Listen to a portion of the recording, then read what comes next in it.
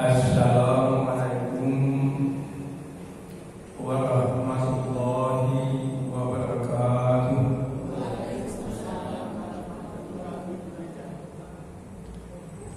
Alhamdulillahirabbil alamin. Wassalatu wassalamu ala asyrafil anbiya'i wal mursalin wa ala alihi wa sahbihi ajmain. Bapak Ibu jamaah pengajian yang dirahmati Allah, puji syukur mari sama-sama kita panjatkan kehadiran Allah Subhanahu wa taala. Malam ini adalah malam perdana, malam pertama kita mengadakan kajian kitab atau buku HPD. Sebagaimana yang sudah saya sampaikan malam Rabu yang lalu, saya konsultasi minta izin dengan Ketua Takmir Wali Iman. Alhamdulillah beliau memperkenankannya. Salawat dan salam tidak lupa kita sampaikan kepada Nabiullah Nabi Muhammad sallallahu alaihi wasallam. Apa itu rahimahullah? Mari kita awali kajian ini dengan sama-sama membaca pertama basmalah, yang kedua ta'awuz, yang ketiga raditu billahi, yang keempat Rabbi zidni ilma. Kita mulai 1, 2, 3. A'udzu billahi minasy syaithanir rajim. Bismillahirrahmanirrahim. Tahadat saya.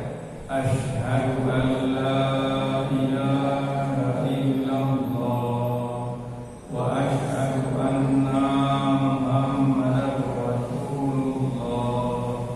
Raditu billahi rabba wa bil islami dina wa bi Muhammadin nabiyyan wa rasula.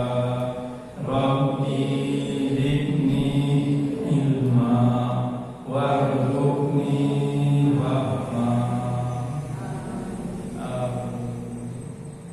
Bapak Ibu, sebelum saya masuk ke kajian HPD ini, perlu saya sampaikan terlebih dahulu pengantar agar nanti kita paham apa sesungguhnya buku HPD ini. Istilah orang Jawanya ujuk-ujuk ada buku HPD, sejarahnya panjang. Jamaah rahimahullah, Muhammadiyah itu suatu gerakan Islam amar ma'ruf nahi munkar. Amar ma'ruf itu menyuruh orang untuk berbuat baik. Nahi munkar melarang, mencegah orang untuk berbuat kemungkaran. Itu intinya Muhammadiyah. Jadi di mana ada kemungkaran, Muhammadiyah tidak diam. Muhammadiyah selalu memberikan dakwah, tergantung caranya. Kalau dengan pemerintah, Muhammadiyah dengan hikmah bijaksana, tidak gembok-gembok dan sebagainya. Termasuk Muhammadiyah amar ma'ruf,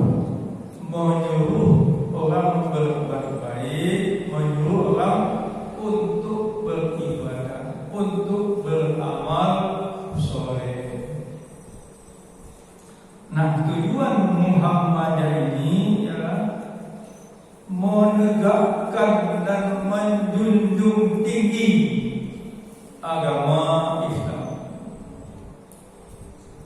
Jadi kalau ada orang yang merendahkan agama Islam, Muhammadiyah bersuara menjunjung tinggi agama Islam sehingga terwujud masyarakat Islam dulu yang sebenar-benarnya.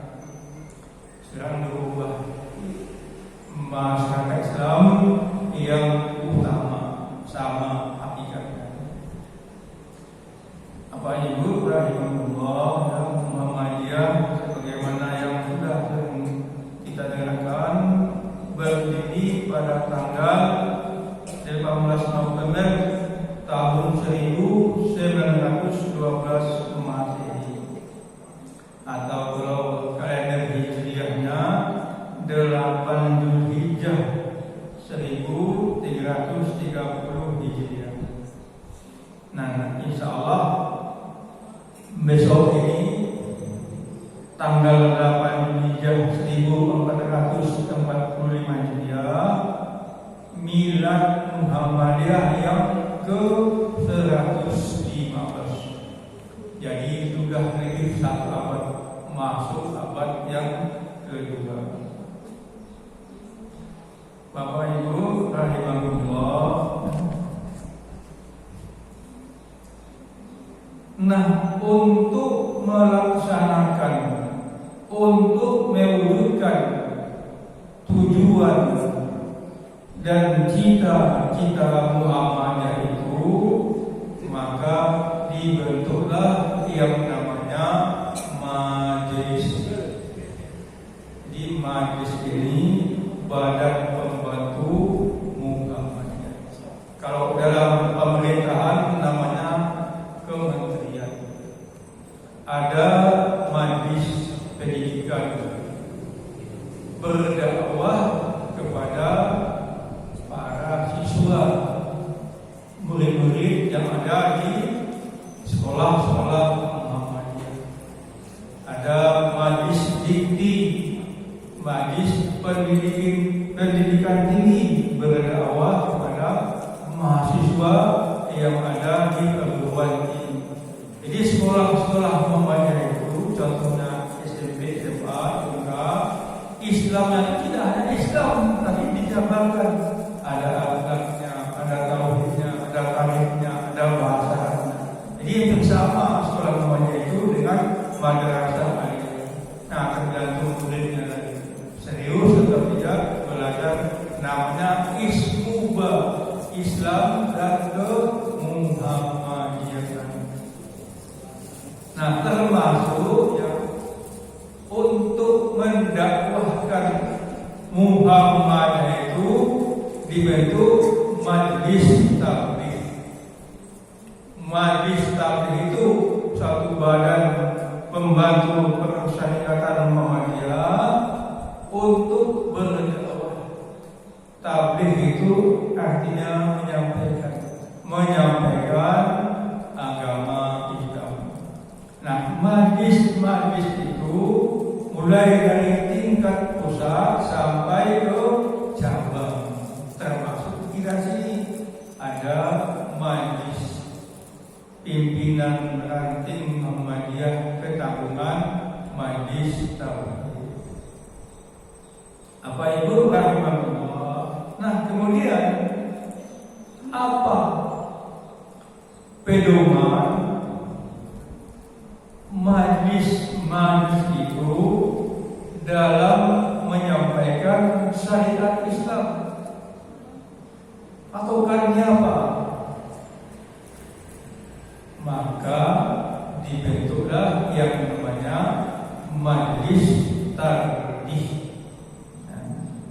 Jadi majelis tardih itu, Bapak Ibu rahimahullah, kalau Muhammadiyah berdiri tahun 1912, tardih itu berdiri tahun 1928. Selisih 6 tahun dengan Muhammadiyah. Jadi sudah lama majelis ini berdiri. Waktu malam Rabu yang lalu sedikit saya sampaikan, saya singgung apa tujuan majelis taklim ini didirikan. Nah, yang pertama membahas, mengkaji, menimbang, memilih mana dalil-dalil yang lebih sahih,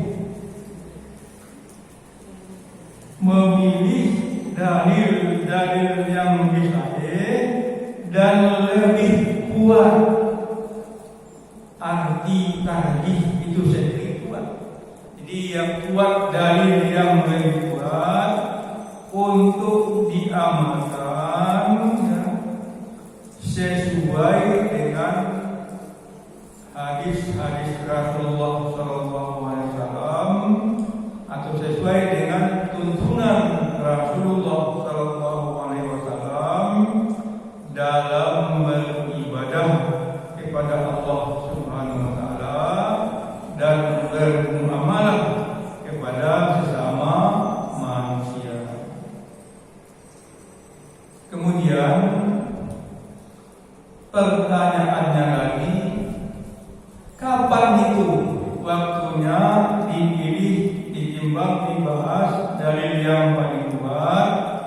Kalau dulu namanya Muktamar Tarjih Muhammadiyah, sekarang berubah menjadi Musyawarah Nasional Majelis Tarjih Muhammadiyah.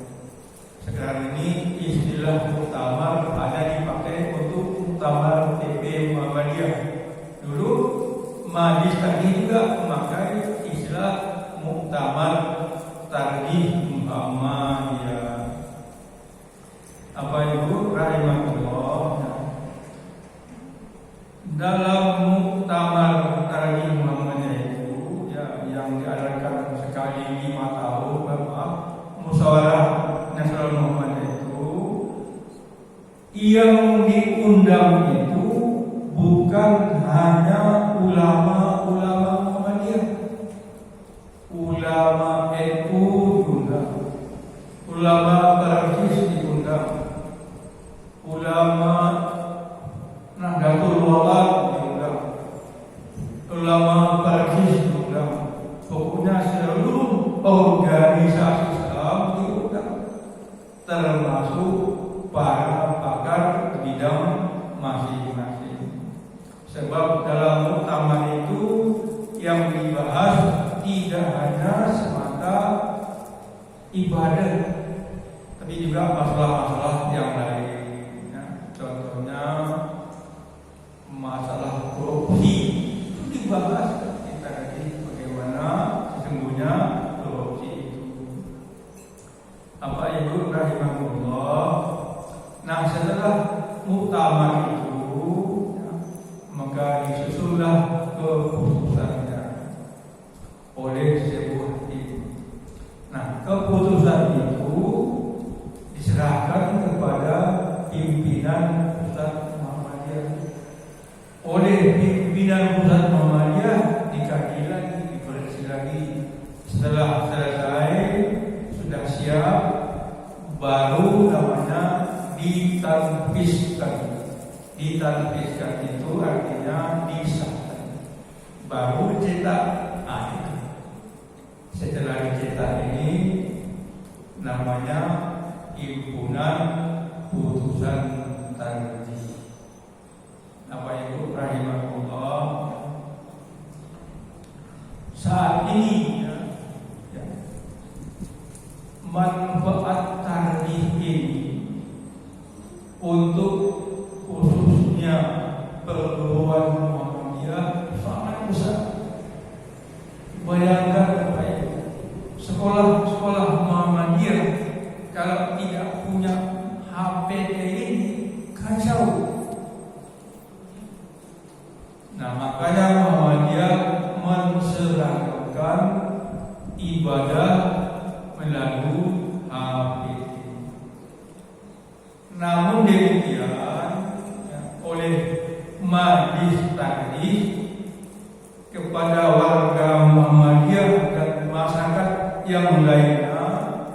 diberi kesempatan untuk mentalaah lagi, untuk mengoreksi lagi. Sekiranya ada yang kurang dari dengan perempuan, boleh dikoreksi. Jadi tidak harga mati. Yang kedua, tidak harus juga, tidak wajib juga seluruh warga Perserikatan Muhammadiyah ikut ini. Tidak, ya. Agama saja tidak boleh dipaksa, apalagi mengikuti ABG. Cuma secara resmi kelembagaan seperti yang tadi sudah saya sampaikan, guru-guru Muhammadiyah wajib memberikan pelajaran ibadah sesuai dengan keputusan tadi Muhammadiyah. Apa itu rahimahullah, ya, saya dulu ya sempat kerja di kantor pimpinan pusat Muhammadiyah, kebetulan di Majelis Tarjih, staf sekretariat Majelis Tarjih pimpinan pusat Muhammadiyah. Ketika itu masih di Jalan Kiai Haji Ahmad Dahlan. Tinggalnya ya di sini dulu waktu masih beberapa. Sama-sama masuk ke kantor PP di Jalan Kaki. Kalau motor masuk rusak. Apa Ibu rahimahullah yang sedikit saya ceritakan. Tahun 1987 dulu masih menggunakan namanya Muktamar Tarjih Muhammadiyah di UMM, Universitas Muhammadiyah Malang. Salah satu yang dibahas dalam Muktamar Tarjih itu adalah zakat profesi. Zakat profesi itu zakat seorang yang punya keahlian tertentu menerima banyak sekali dalam waktu yang cepat, sebulan, 1 pekan, atau 1 hari. Contohnya apa? Dokter. Mohon maaf Bapak Ibu, saya pernah berobat ya, maaf, ke klinik Firdaus. Biayanya hampir 100.000. Saya baca perinciannya, jasa dokter 50.000. Beli obat berapa? Obatnya bahasa amoxicillin biasa. Kalau di puskesmas gratis. Berhubung swasta, ya kita maklum swasta itu kan semua beli tanah kemudian disewa apa? Pajak. Nah, saya pikir dokter satu orang 50.000, nggak tahu Allah di rumah sakit yang lain. Andaikan 1 hari itu dapat 10 pasien oleh dokter itu, berarti sudah 500.000. 1 hari 500.000, sebulan berapa? Belum lagi konsultan, ya, jutaan. Atau belum lagi ini kita tahu sama-sama ketika ada sidang gugatan paslon 01 ke 03 pakai pengacara kedua belah paslon itu dibayar itu mahal ya. Persiapan mungkin sebulan 2 bulan tapi dapat uangnya. Kalau zakat itu menunggu 1 tahun, itu pun kalau sampai nisabnya. Nah, ini zakat profesi sebulan sehari per uang. Kesimpulannya dibahas apakah zakat profesi ini wajib dikenakan zakatnya. Apakah profesi ini dikenakan zakatnya, namanya zakat profesi. Pencetus ide pertamanya Pak Amin Rais. Maka dalam muktamar itu ramai, hampir seluruh wilayah Muhammadiyah menerima menerima keputusan bahwa zakat profesi itu ada, wajib dibayar. Jadi tidak menunggu 1 tahun di luar zakat mal yang 1 tahun. Satu-satunya Muhammadiyah yang tidak setuju dengan zakat profesi itu wajib adalah Muhammadiyah wilayah Sumatera Selatan. Uangnya Sumatera, maaf ya, ketika menyampaikan argumentasinya itu masuk akal juga.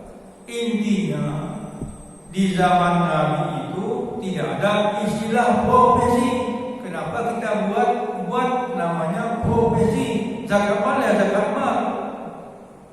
Nah, demi menghormati pendapat hanya satu orang, maka diputuskanlah tidak wajib zakat profesi.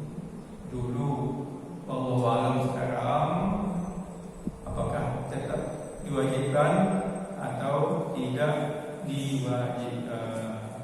Bapak Ibu, mudah-mudahan Bapak Ibu paham pengantar saya dalam menyampaikan buku HPT.